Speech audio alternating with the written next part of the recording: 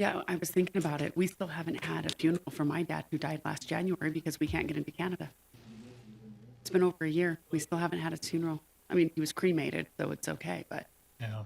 like it kind of, when I heard the news, I was like, oh my gosh, it kind of hit me that it's been over a year and we still haven't been able to have the funeral for my dad Yeah.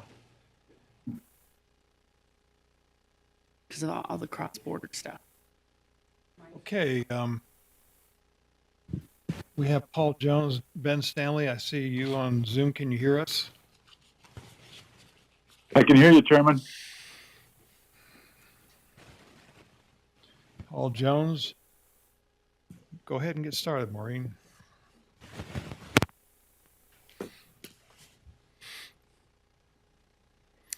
Okay, we would like to welcome everyone to today's commission meeting. We have Commissioner Gardner, Commissioner Sakovich here. Commissioner Lee is excused. His father passed away this morning, so he will be out of town.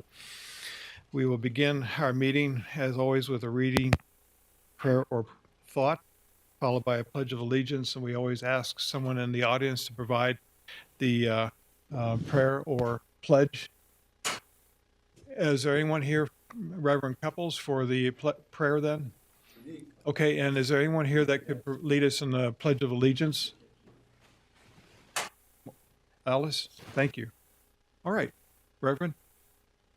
Did you say, Commissioner Tom, had a death in the family? Yeah, Commissioner Lee had a death in the family just this morning. I meant Commissioner Bill, sorry. Yeah. Keith Couples, Provo Community Congregational United Church of Christ. Commissioners, gathered guests. Let us pray. Lord, our hearts and minds go out to our dear friend and colleague, Commissioner Lee, as he is walking through the valley of the shadow of death this day. Thank you for walking with him, and thank you for comforting those who will comfort the family as we celebrate the life, death, and resurrection of this loved one.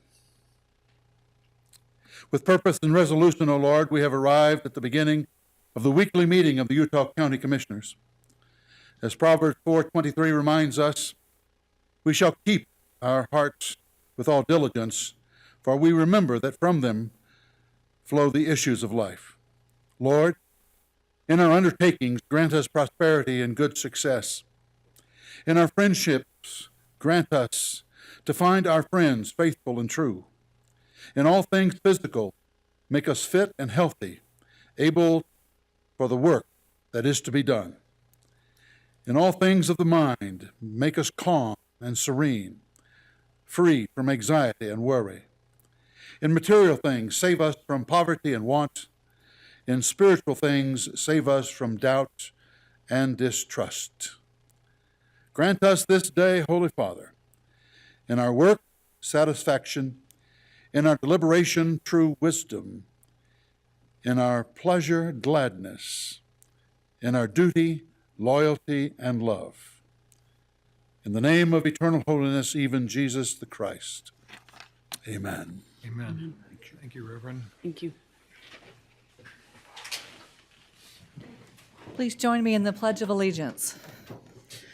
I pledge the allegiance to the flag of the United States of America and to the republic for which it stands, one nation, under God, indivisible, with liberty and justice for all.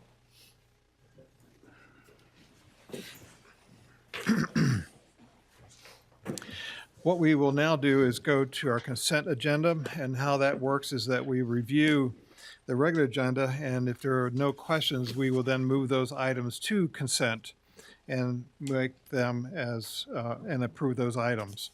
So we'll start by reviewing 1 through 10. Are there any items that you need to feel, or we feel we need to hold? Yeah, I had items number 8 and 9. 8 and 9? Yeah.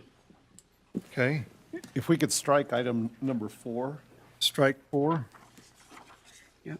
you might want to check and make sure no one's here on that item, but I don't see anyone online. Is there anyone online that needs to speak to item 4, and anyone here in the room.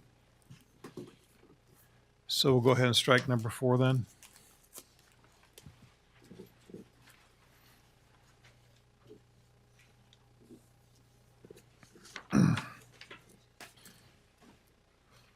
Okay, then with that, we'll move on to items 11 through 19. I'd like to have a review on number 14 if Rudy's here.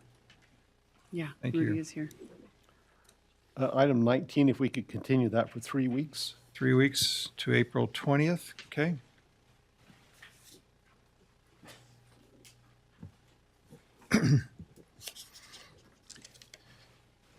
And I'd like to touch on number 18.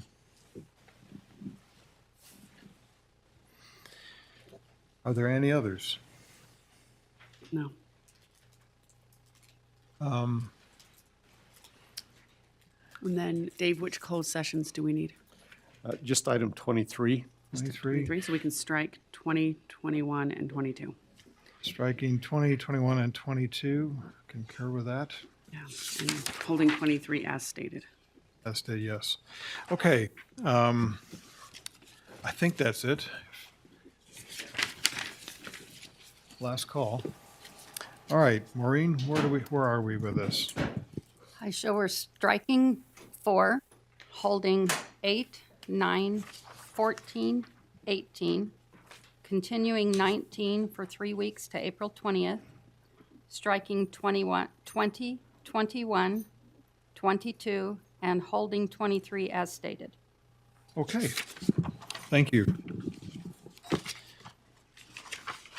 So we'll go into item number 8.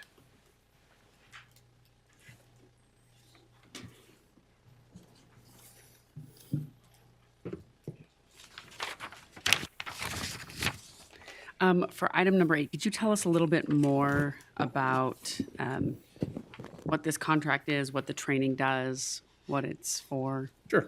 Richard Nelson, Public Works Director.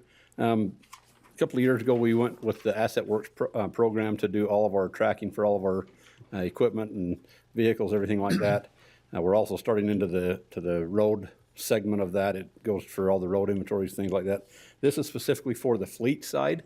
As we did the rollout with Asset Works during COVID, we were not able to have any of their technicians come out and do training with all of our fleet technicians. It's actually worked out probably for the better, because what would have been the normal programs, they'd come out when they very first opened up, say, okay, here's how you use it. Here you go. Good luck. Have fun. Well, our guys have been running it now for about 6 months.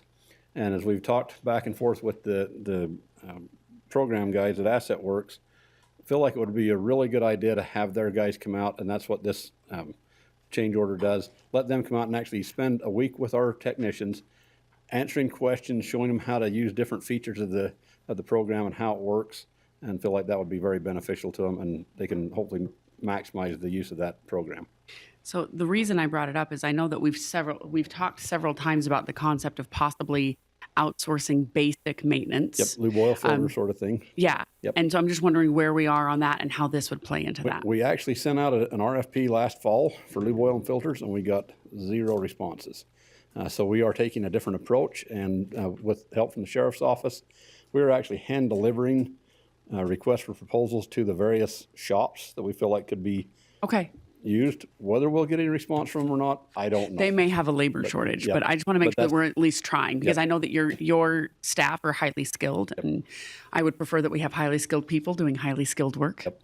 So we Okay. are moving in that direction, but hopefully we'll know something here in the next few weeks. But But we are still pursuing that Yeah. while also doing this. Okay, that answers my question there.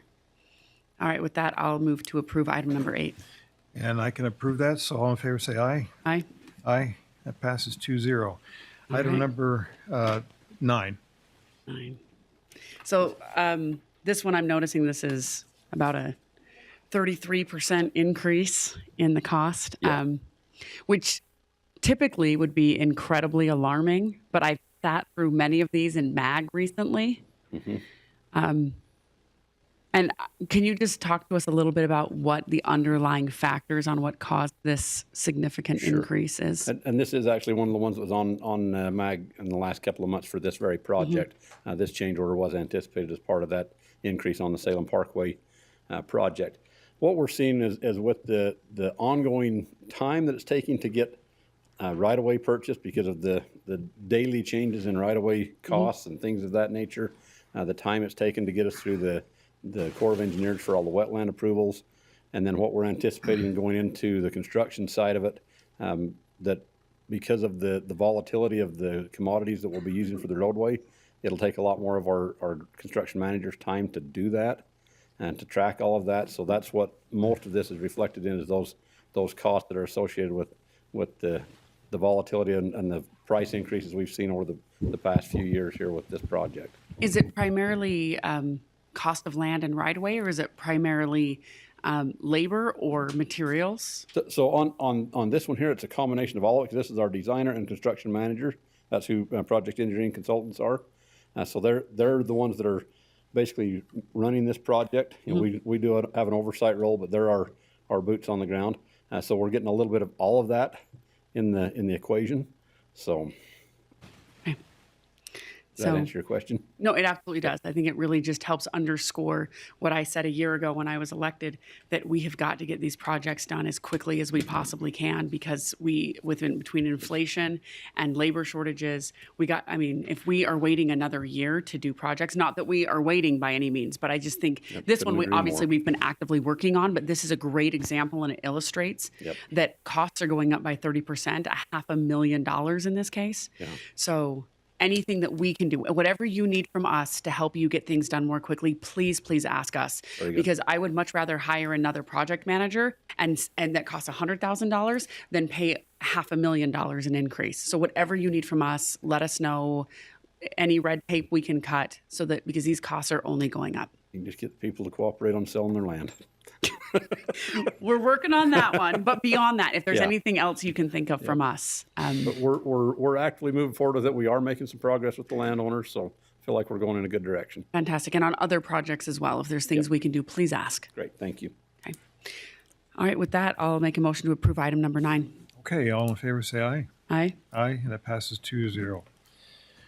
And now we're off to item number 14, adopt a resolution approving changes to the 2022-24 capital improvement plan. Rudy? Good afternoon. Commissioner, I would just suggest that you make a note that you're suspending the rules and we'll be seconding the motions. And then it was the case, then we are suspending the rules so that I can second these votes. Thanks. My turn? I went over the chart. Thank you for that. I failed to bring my laptop with me, and so I'm going by memory, but I see reduction That's okay. in Let me, prices. if you wouldn't mind, I'll walk through this Please, with you. yes. Absolutely. So my name is Rudy Livingston, and I'm the budget manager, but I also am here in the capacity as a chair of the Capital Improvements Committee. And we've met, and as we made some changes last year in the policy, we agreed that we would come back every couple of months to the commission to give updates on where the status is of the projects. And so part of our report today is really on the status of our projects, which doesn't require any commission action. But as we were going through these, we've noticed that there were some projects that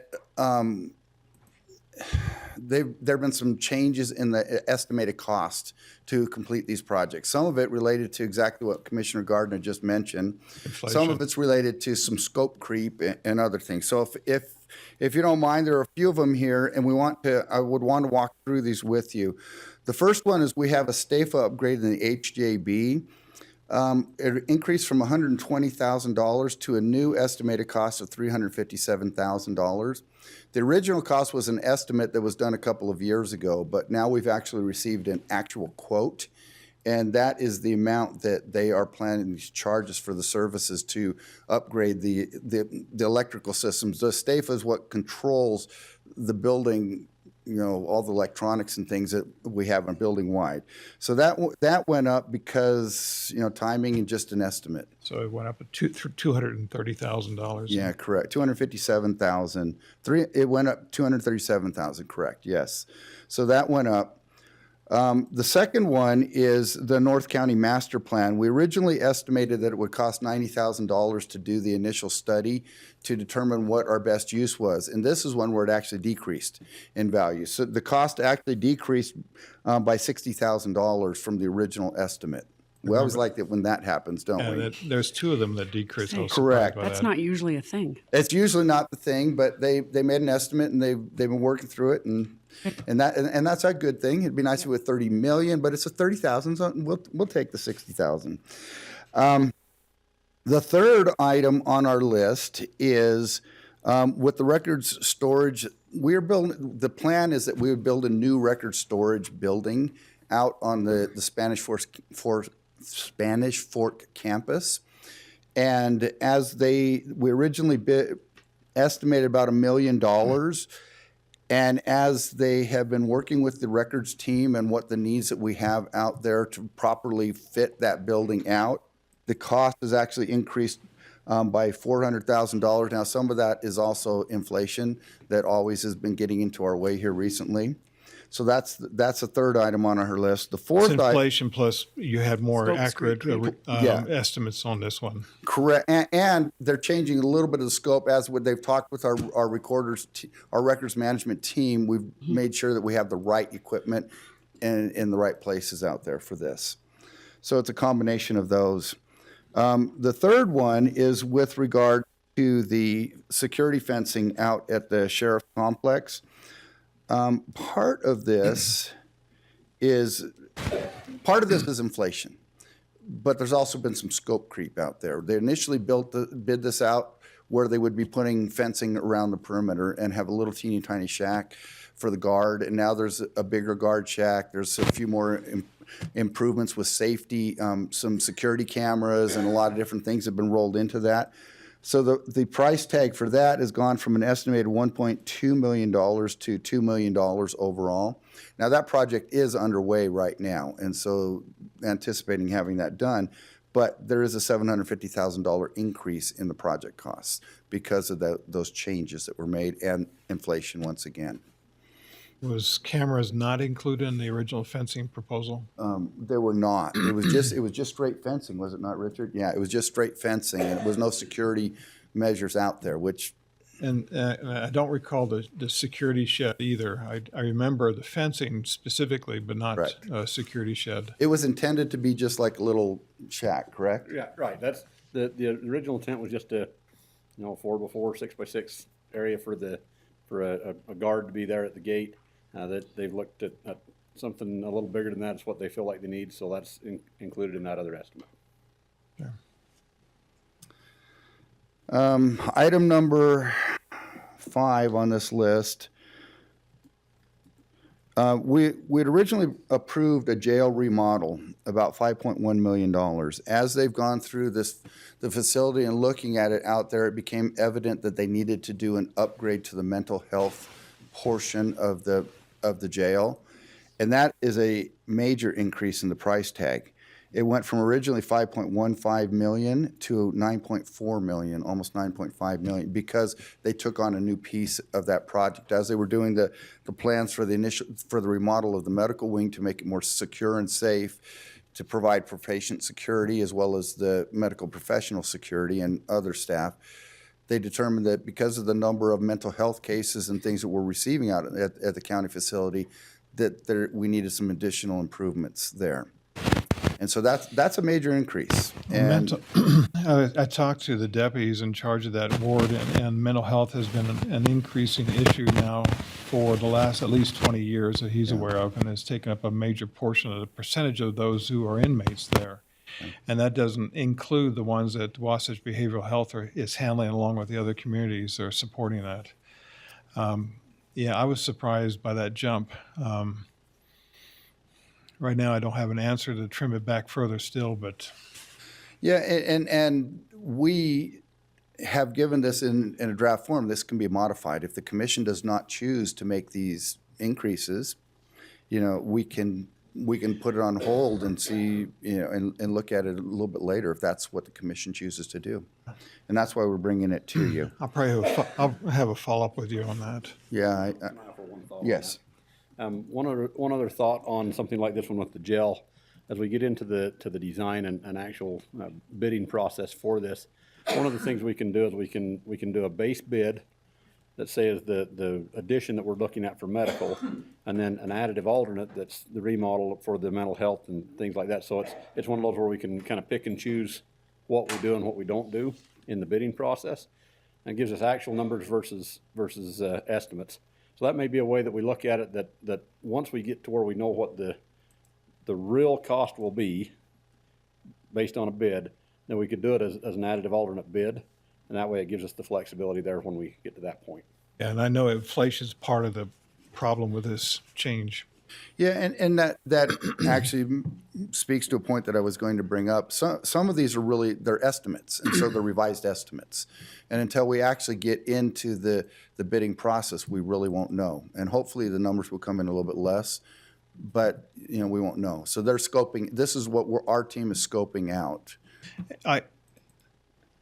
Are the architectural drawings complete prior to the bidding process being done? So they're bidding on the finalized architectural drawings? They are, Okay. correct, Yeah, yeah. they're not done yet. That's the stage we're in right now.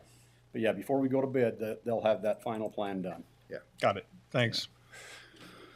The next item on our list is the PPE building that was originally talked about out at the sheriff's complex also. We originally discussed this, I think it was in 2020. And at that point in time, we'd estimated about $2.5 million. Since that time, we know that inflation has increased, but there's a major scope creep involved with this New particular design building. increase, yeah. Yeah, I mean, we originally designed it as a warehouse, and now they are actually including office space for our emergency services team, as well as some training space out there, and so that significantly increases the cost when you start adding those pieces into it. And so that is the biggest driver on this cost increase. While inflation certainly plays a part, you know, probably about 30% possibly, it's really a change in the scope of the project itself. Yeah, I briefly mentioned this to the sheriff, and I was surprised to see that basically double in its projected cost and scope of the design. But I wanted to follow up to see how we use an existing emergency management spaces. I know that they were short on some spaces because some of them were occupying areas where they had parked their firefighting vehicles and equipment. And so I just want to make sure I visually capture that. Yeah, and to be clear, a lot of this PPE was really building up during the time of the initial, response to the COVID pandemic. And so they were, in all of their storage bays, they used every square foot of storage space that they had available to store PPE equipment. Yeah. And in the future, And we've been leasing buildings to do that. correct, that's the other piece of it. We've spent several $1 million leasing other facilities. Yeah, and if we just done this right away, we'd have a building right now. We wouldn't have it now, yeah. Right. At the time, we weren't sure what was going on. Correct. And when this first kicked off. And the other reason why I bring this up is also because this is on the list of ARPA funding. And so the ARPA funding was approved for the lower amount. And so if the commission were to approve the higher amount, you could fund that same level you did on ARPA and have to come up with the rest of it through the other funds that we have in this Capital improvements. capital improvement fund. Funds. Or the ARPA amount could be increased to where it would cover the whole amount. So that's the other piece of it. The Wildland Fire Building went up, the estimate went up from $750,000 to $1.1 million. And the main reason on this is that it was scoped out in 2020. And this is purely an inflationary change that they're estimating new cost of this addition to that building now to be $1 million. So that's, So roughly a 50% jump in cost. yeah, it went from 750 to 250,000, 750,000 to 1 million. So it was a $250,000 increase, 1/3. A third, yeah. Yeah. And then we have two items at the bottom of the list that we actually, as a committee, we've been meeting and discussing what really is a capital project. And when they initially put the policy together, it was $100,000 was the threshold and a life of a certain level. And as we've been going through these, we've been analyzing these and determining that some of these we don't believe meet the definition of what a real capital project is. And so we are requesting that we actually remove 2 items from the capital projects list that was what was approved.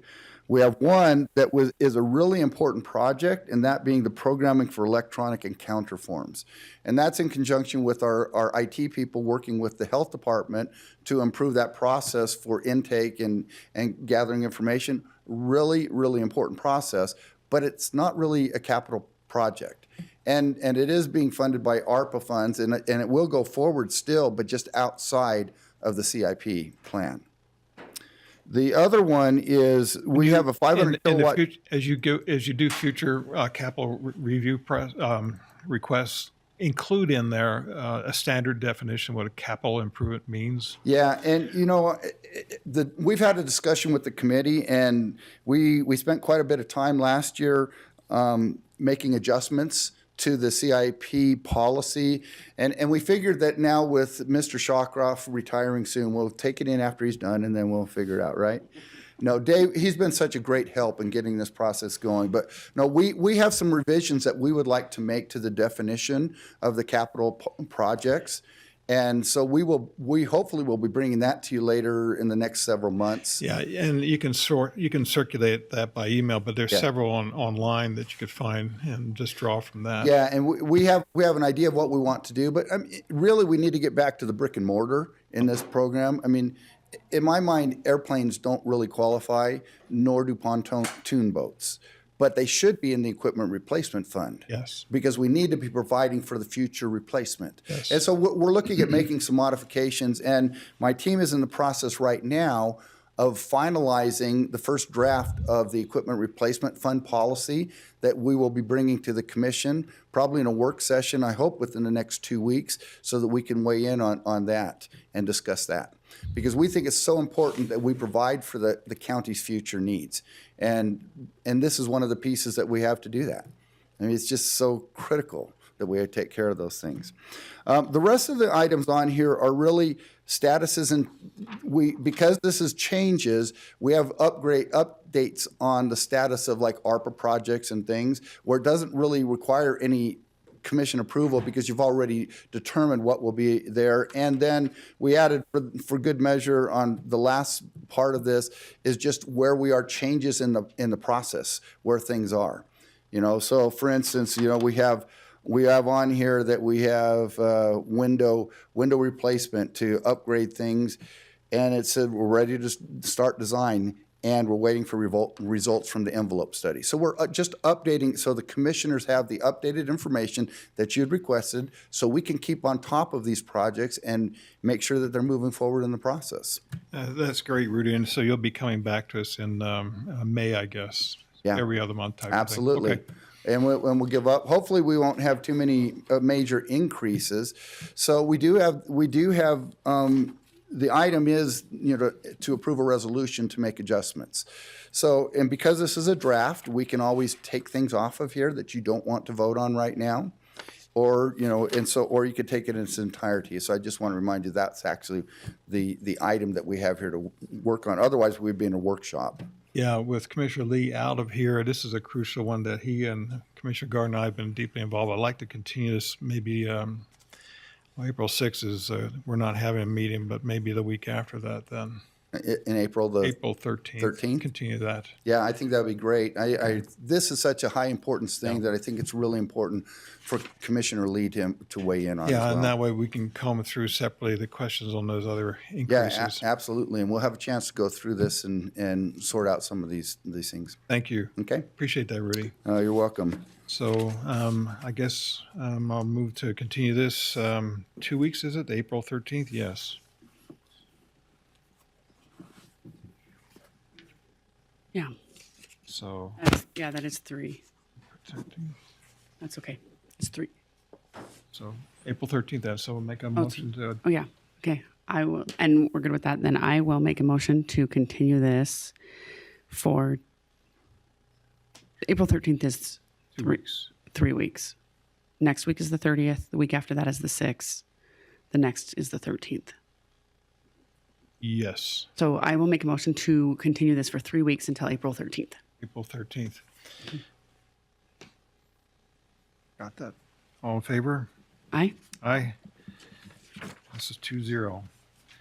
Okay, next item, item 18 on land use. I went through that, and it's very, very helpful to have the standard. But I was wondering, as we go through like the Board of Adjustments, we're adjusting policies and limits on a variety of structures in the county. It's a nominal part, but I was wondering if this would be more of a significant for those who are owners of land that just don't quite lay out correctly to fit within 1,000 feet of an existing dwelling. I was wondering can we allow, or should we allow, a percentage of that 1,000 feet, so that way that person could build something that's maybe 1%, 2%, 5% within that limit. Bryce Armstrong, Community Development Staff. You and I had not talked about this Sure. ahead of time. I just apologize for not getting with you earlier. Sure. So this is in relation to this ordinance that helps regulate these large animal feeding operations.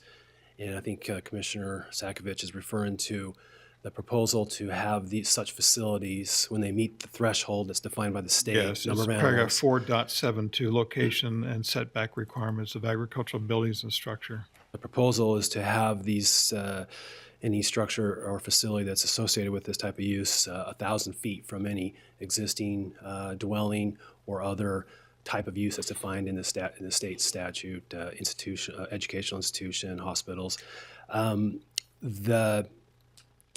A variance option would exist under our current ordinance, just going through the Board of Adjustment and asking for a variance. Those are difficult by state statute to meet. If you'd have to show that you can't use your property without that being granted, it can't be self-imposed, it can't be economic in nature. And so if an operator can show that they meet those standards, then potentially they could apply for a variance to have that 1,000 feet distance or setback from existing uses varied. But that would be on a case-by-case basis and can be looked Okay. at by the Board of Adjustment. So we don't necessarily need to tie it in here. Correct. Okay. Would it be helpful to have a note in there that says that they can go this route? Probably not, because that exists for any, in our ordinance, we have a provision that states any numeric or measurable requirement of the ordinance is open for, so it can be subject to a variance request. And so in most cases, whether it's a person's setback for their home or their frontage requirement or whatever numerical issue that is preventing them from building their structure, then we always allow or alert them to that option. Again, those are difficult to meet that state standard to be met. It's kind of, we have those Right. in for a reason, so. Okay. All right. Then I won't push it. Okay. Any other questions on it? I have none. No, I don't. I think it's a good change. I have a motion then. Yeah, I'll move to accept item number 18. And all in favor say aye. Aye? Aye, that passes 2-0. Item number 19, we've continued to April 20th.